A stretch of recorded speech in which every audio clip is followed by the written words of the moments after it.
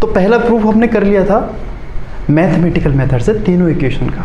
अब करते हैं ग्राफिकल मेथड से तीनों इक्वेशन का प्रूफ, जो कि बहुत इंटरेस्टिंग है और थोड़ा समझने वाला भी, थोड़ा दिमाग लगेगा उसमें, है ना। Okay, proof by graphical method, proof by graphical method for first equation of motion, for first equation of motion, motion की पहली इक्वेशन के लिए, for first equation of motion, motion की फर्स्ट इक्वेशन के लिए। बहुत बढ़िया। हम पहले कुछ चीजें एज्यूम करेंगे। क्या चीजें एज्यूम करेंगे? हम मानेंगे कि किसी ऑब्जेक्ट की इनिशियल वेलोसिटी u है, फाइनल v है, टाइम t लग रहा है, ऐसे चीजें हम एज्यूम करेंगे। Okay, let us assume an object, let an object having initial velocity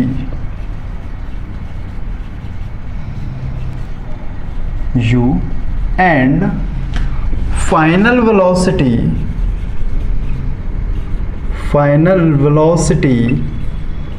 v, final velocity is v। it हम कैसे लिख सकते हैं? क्या ये object it travels for time t with acceleration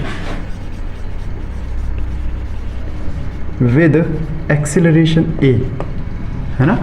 a acceleration के बाद के साथ में वो कुछ चल रहा है। अच्छा, हमें उसमें कुछ चीजें माननी पड़ेंगी, हमें उसमें कुछ चीजें माननी पड़ेंगी। देखिए, मान लीजिए एक ग्राफ है, मान लीजिए एक ग्राफ है, जो हमने ग्राफ अभी तक बनाए हैं बहुत सारे, उसमें से एक ग्राफ मान लीजिए, ये एक ग्राफ है ऐसा।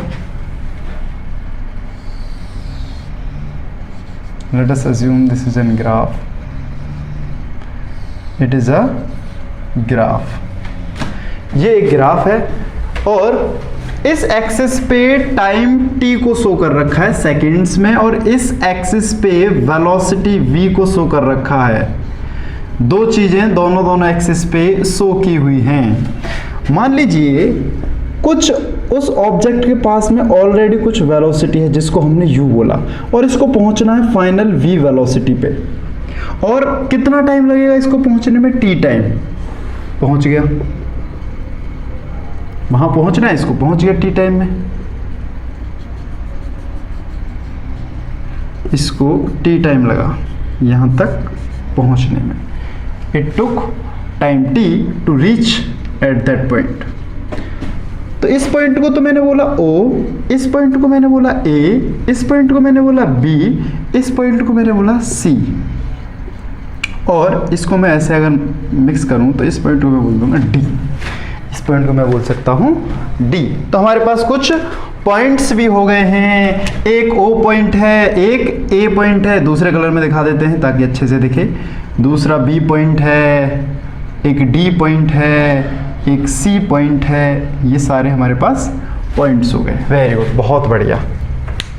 जिसमें हम सारी चीज़ों को पता है, हमें इनिशियल वेलोसिटी u है, फाइनल ये है, t टाइम है, और ये एक्सेलरेशन है। मुझे बताइए, अगर मैं एक्सेलरेशन लिखूं तो, मैं एक्सेलरेशन लिखूं तो, या फिर ऐसा समझ लो कि ये क्या हो गई, O से A तक क्या है उसकी इनिशियल वेलोसिटी, क्या है इनिशियल वेलोसिटी, और C से B तक क्या है ये फाइनल वेलोसिटी। भाई ये तो इनिशियल है और ये फाइनल है, ये इनिशियल है और ये फाइनल है, यही होगा। वेरी गुड, ये इसकी इनिशियल वेलोसिटी है, दिस इज इनिशियल वेलोसिटी। तो हम लिख सकते हैं यहाँ पे, है ना, उसमें बार बार करने से अच्छा है इसमें लिख लें। OA is what, it is initial velocity, initial velocity which is represented by u, small u, और बी से सी तक, B C, what is this? It is final velocity, final velocity, it is final velocity. Okay, बहुत बढ़िया। We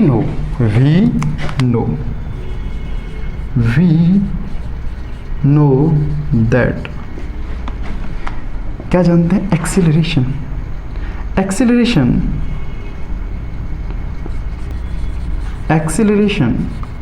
A is equals to is rate of change of velocity, rate of change of velocity, rate of change of velocity. और graphical method से अगर हम देखें तो ये rate of change of velocity a हमारा उसके स्लोप से भी निकल सकता है। Also slope of VT graph gives acceleration,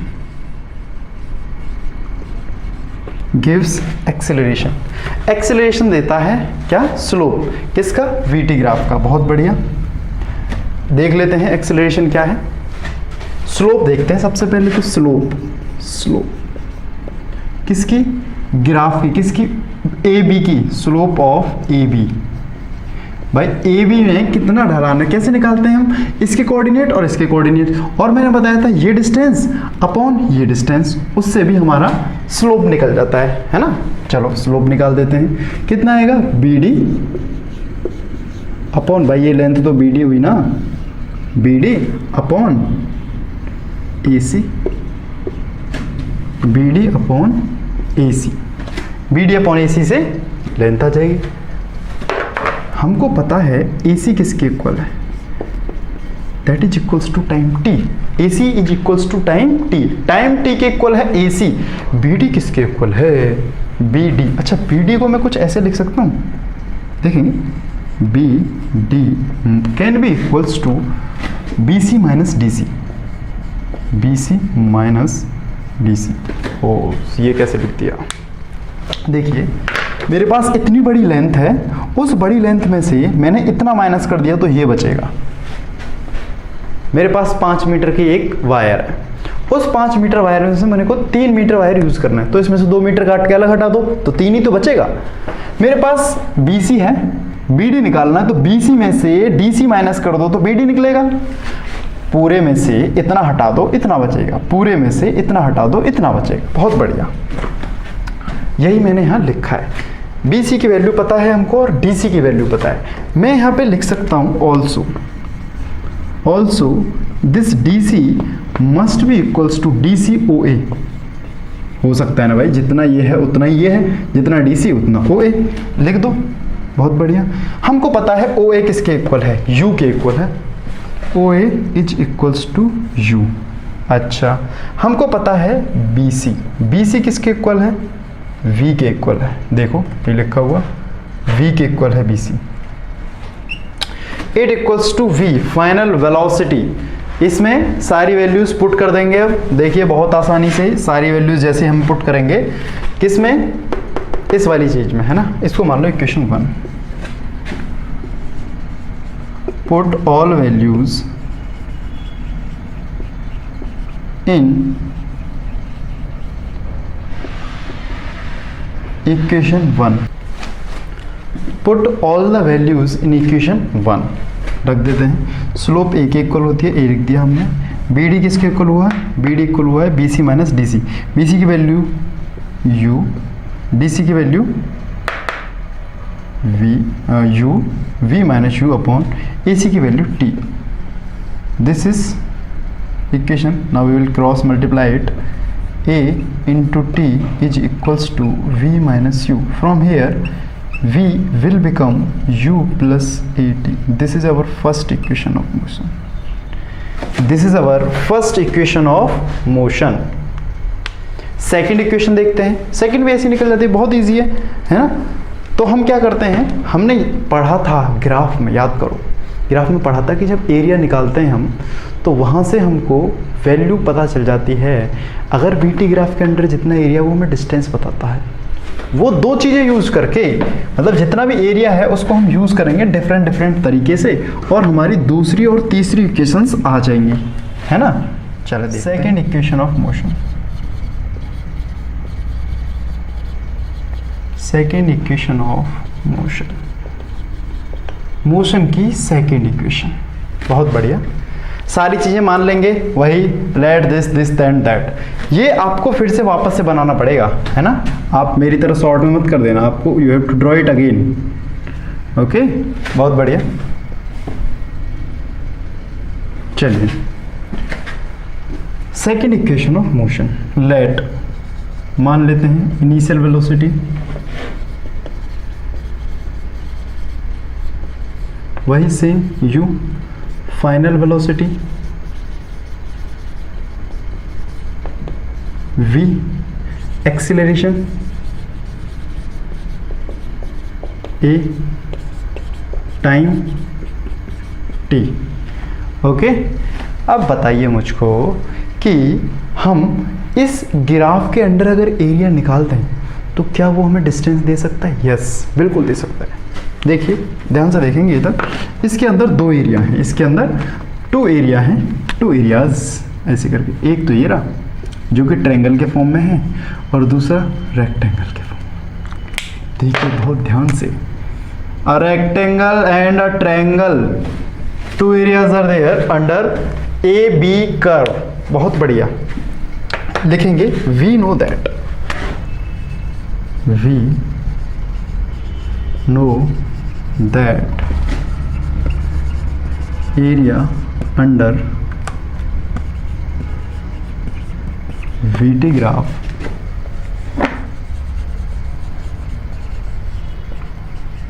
gives displacement, displacement देता है। बहुत बढ़िया, area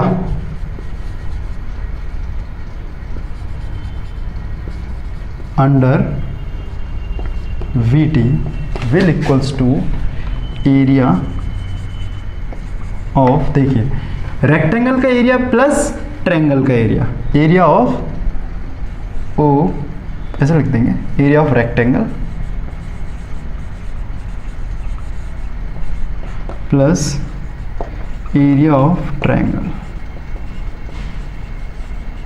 area of rectangle plus area of triangle. Area of rectangle, okay, rectangle का एरिया है area O A D C plus area A D B, A D B. बहुत बढ़िया, rectangle का area हमको पता है एल इंटू बी होता है। एल की बात करें तो O A into O C plus area of A D B की बात करें तो half into base into height होता है। तो बेस कितना है ए डी और हाइट कितना है बी डी। बहुत बढ़िया, बट वी नो, हम पता कर सकते हैं कि ओ ए कितना है, ओ सी कितना है, ए डी कितना है और बी डी कितना है। ये सब वैल्यूज हमको यूज करनी है। ओ ए यू के इक्वल है, ओ सी टी के इक्वल है, A D A D A D A D A D T के इक्वल है। अगेन बी डी है, देखो ए डी जितना ये है उतना ये होगा, तो टी के ए डी ओ सी दोनों इक्वल है। बी डी बी डी किसके इक्वल है, देखो वही चीज, B D B C minus D C के इक्वल है, B C minus D C. और बी सी डी सी हमको पता है, वी माइनस यू अभी निकाला था, तो हमको ये सारी चीज़ें पता चल गई हैं। Put all this value in equation 1, है ना। Put all this values in equation 1। पहले इक्वेशन में सारी वैल्यूज पुट कर देंगे। अब जैसे ही हम पुट करेंगे तो एरिया क्या बताता है, डिस्टेंस। डिस्टेंस को हमने रिप्रेजेंट किया एस से। बहुत बढ़िया, ओ ए इंटू ओ सी कितना हो जाएगा भाई, ओ ए की वैल्यू यू, ओ सी की value T plus half into A D T into B D v minus U, v minus U. बहुत बढ़िया, इसको फर्दर सॉल्व कर लेंगे। यहाँ से आएगा s equals to u into T plus half into T. ये क्या है, ध्यान से देखिए इसको। क्या हमने फर्स्ट इक्वेशन निकाली थी? फर्स्ट इक्वेशन देखिए क्या आ रही थी, v equals to U plus A T, यही आ रही थी फर्स्ट इक्वेशन। यहाँ से देखो v minus U equals to A T, क्या मैं इतना लिख सकता हूँ? तो ये जो v माइनस यू की वैल्यू है इसको उठा के इसमें रख दो। बहुत बढ़िया, उठा के रख दो। क्या आ जाएगा, A T into A T. So from here S will come U T plus half A T square. This is second equation of motion. Second equation of motion. Motion की दूसरी इक्वेशन है ये. It is the second equation of motion. बहुत बढ़िया. अब हम third equation को approach करते हैं. थर्ड इक्वेशन ऑफ मोशन कैसे सॉल्व होगी? अभी तक दो इक्वेशन बहुत इजी तरीके से हमने सॉल्व कर लिए है ना. थर्ड इक्वेशन भी देखते हैं ग्राफिकल मेथड का. बहुत बढ़िया, इसको तो हटाना नहीं है.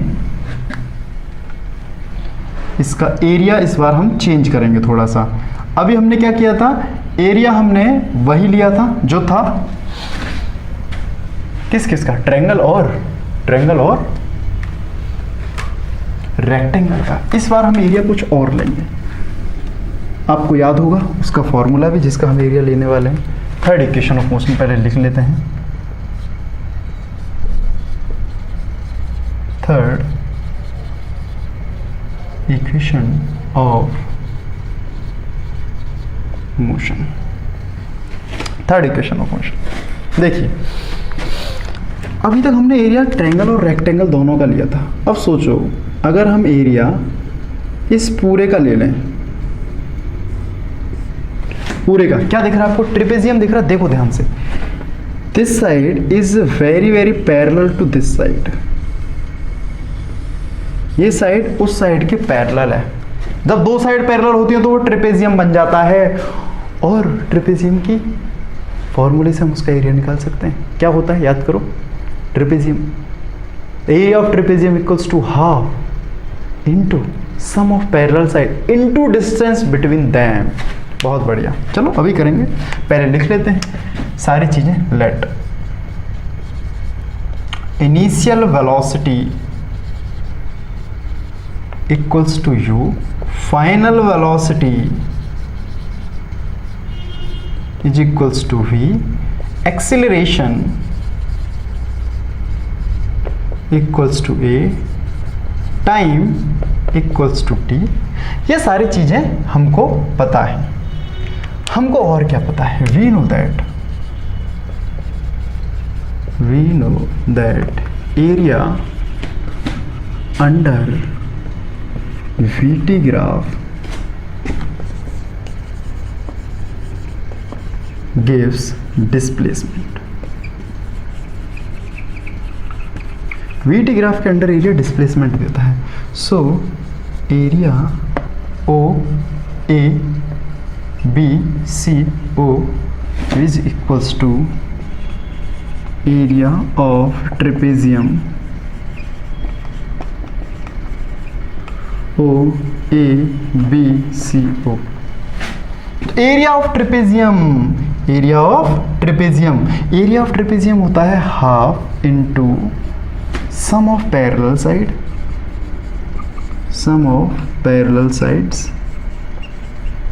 Into distance between them. दोनों के बीच का डिस्टेंस. पैरेलल साइड का सम, ये दो पैरेलल साइड है, और दोनों के बीच का डिस्टेंस, दोनों के मल्टीप्लाई कर देंगे तो हमारे पास क्या आ जाएगा, एरिया आ जाएगा. अच्छा चलिए करते हैं. Half into sum of parallel side. Parallel side कौन सी है, ओ ए एंड बी सी, या फिर बोले A O and B C. O A plus C B ऐसा लिख सकते हैं, कोई दिक्कत नहीं. बी सी लिखो या सी बी लिखो. इंटू डिस्टेंस बिटवीन देम, दोनों के बीच में डिस्टेंस कितनी है, O C. It is O into C. Very good. यहाँ पे हमको सारी वैल्यू लिखनी है. ओ ए की वैल्यू कितनी है, यू और सी बी की वैल्यू क्या है v, और ओ सी की वैल्यू क्या है, ओ सी की वैल्यू t। बहुत बढ़िया, सबकी वैल्यू को इसमें पुट कर देंगे। Area, this area must be equals to half into O A means u plus v into T. बहुत बढ़िया, इतनी आ गई हमारे पास वैल्यू। Very good. यहाँ से देखिए हम एरिया किसके इक्वल होता है, एस के इक्वल होता है, ऐसा लिख सकते हैं u plus v into T. हम t की वैल्यू लिख सकते हैं कहीं से, सोचो, from equation 1, from equation 1 v equals to u plus A T. यहाँ से t की वैल्यू आ जाएगी v minus U upon A. Put in, यहाँ पे t की वैल्यू को हम पुट कर सकते हैं। बहुत बढ़िया। s will be equals to half into u plus v into T, v minus U upon T.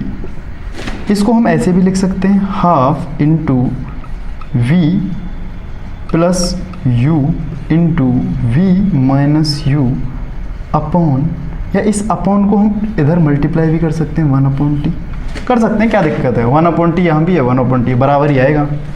अच्छा, आप ध्यान से देखोगे आप तो आपको एक मैजिक दिखेगा इधर। क्या मैजिक है सर? देखिए ध्यान से, क्या ये दो चीज़ें दिख रही हैं आपको? v plus U into V minus U. याद करो, a plus B into A minus B क्या होता था, A square minus B square. तो v plus U minus V minus U, v plus U into V minus U भी क्या हो जाएगा, V square minus U square half. चलो इसको ऊपर लिखते हैं थोड़ा सा उधर साइड में। तो इसकी वैल्यू आ जाएगी, इसकी s की वैल्यू, s की value will come V square minus U square into 1 upon T. क्या, सॉरी, t की वैल्यू तो हमने लिखी है 1 अपॉन a आएगा यहाँ पे, है ना। It will be a, correct it will be a। बहुत बढ़िया, it will be a। Cross multiply कर देंगे। अच्छा, मैं इसको और थोड़ा सिंप्लीफाई करके लिखें तो 1 upon 2a V square minus U square, ऐसे भी आ सकता है, आ सकता है कि नहीं। बहुत बढ़िया, इधर लिखता हूँ, देखो वहाँ से from there s will be equals to half 2a into V square minus U square. After cross multiply 2as is equals to V square minus U square. So from here v square will be equals to u square plus 2as. v square u square plus 2as. This is our third equation of motion. Third equation of motion. Motion की third equation है ये बच्चों। बहुत बढ़िया। तो हमने तीनों equation निकाली ग्राफिकल मेथड से, हमने तीनों इक्वेशन ग्राफिकल मेथड से सॉल्व कर ली और मैथमेटिकल मेथड भी हम देख चुके हैं। अब इस पे कुछ क्वेश्चन करेंगे।